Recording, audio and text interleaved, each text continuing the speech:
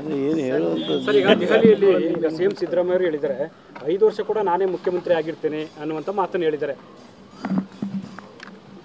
ನಮ್ಮ ರಾಷ್ಟ್ರೀಯ ಅಧ್ಯಕ್ಷರಾದ ಸನ್ಮಾನ್ಯ ಮಲ್ಲಿಕಾರ್ಜುನ್ ಖರ್ಗೆಜಿಯವರು ಮುಖ್ಯಮಂತ್ರಿ ಸ್ಥಾನದ ಬಗ್ಗೆ ಆಗಲಿ ಅಥವಾ ಪಕ್ಷದ ಅಧ್ಯಕ್ಷ ಸ್ಥಾನ ರಾಜ್ಯದ ಪಕ್ಷದ ಅಧ್ಯಕ್ಷ ಸ್ಥಾನದ ಬಗ್ಗೆ ಆಗಲಿ ಯಾರೂ ಏನೂ ಮಾತನಾಡಬಾರ್ದು ಅಂತ ಹೇಳಿದ್ದಾರೆ.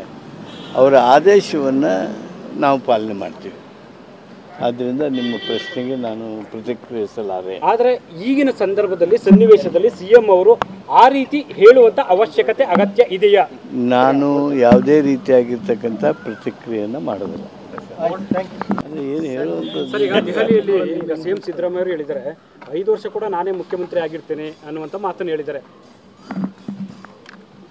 ನಮ್ಮ ರಾಷ್ಟ್ರೀಯ ಅಧ್ಯಕ್ಷರಾದ ಸನ್ಮಾನ್ಯ ಮಲ್ಲಿಕಾರ್ಜುನ್ ಖರ್ಗೆಜಿಯವರು ಮುಖ್ಯಮಂತ್ರಿ ಸ್ಥಾನದ ಬಗ್ಗೆ ಆಗಲಿ ಅಥವಾ ಪಕ್ಷದ ಅಧ್ಯಕ್ಷ ಸ್ಥಾನ ರಾಜ್ಯದ ಪಕ್ಷದ ಅಧ್ಯಕ್ಷ ಸ್ಥಾನದ ಬಗ್ಗೆ ಆಗಲಿ ಯಾರೂ ಏನೂ ಮಾತನಾಡಬಾರ್ದು ಅಂತ ಹೇಳಿದ್ದಾರೆ.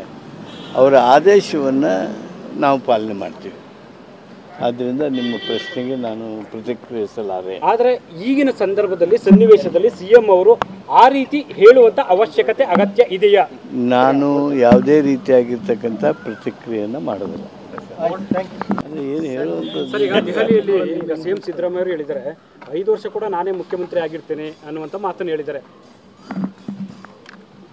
ನಮ್ಮ ರಾಷ್ಟ್ರೀಯ ಅಧ್ಯಕ್ಷರಾದ ಸನ್ಮಾನ್ಯ ಮಲ್ಲಿಕಾರ್ಜುನ್ ಖರ್ಗೆಜಿಯವರು ಮುಖ್ಯಮಂತ್ರಿ ಸ್ಥಾನದ ಬಗ್ಗೆ ಆಗಲಿ ಅಥವಾ ಪಕ್ಷದ ಅಧ್ಯಕ್ಷ ಸ್ಥಾನ ರಾಜ್ಯದ ಪಕ್ಷದ ಅಧ್ಯಕ್ಷ ಸ್ಥಾನದ ಬಗ್ಗೆ ಆಗಲಿ ಯಾರೂ ಏನೂ ಮಾತನಾಡಬಾರ್ದು ಅಂತ ಹೇಳಿದ್ದಾರೆ.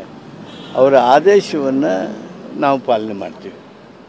ಆದ್ದರಿಂದ ನಿಮ್ಮ ಪ್ರಶ್ನೆಗೆ ನಾನು ಪ್ರತಿಕ್ರಿಯಿಸಲಾರೆ. ಆದರೆ ಈಗಿನ ಸಂದರ್ಭದಲ್ಲಿ ಸನ್ನಿವೇಶದಲ್ಲಿ ಸಿಎಂ ಅವರು ಆ ರೀತಿ ಹೇಳುವಂಥ ಅವಶ್ಯಕತೆ ಅಗತ್ಯ ಇದೆಯಾ? ನಾನು ಯಾವುದೇ ರೀತಿಯಾಗಿರ್ತಕ್ಕಂಥ ಪ್ರತಿಕ್ರಿಯೆಯನ್ನು ಮಾಡೋದಿಲ್ಲ.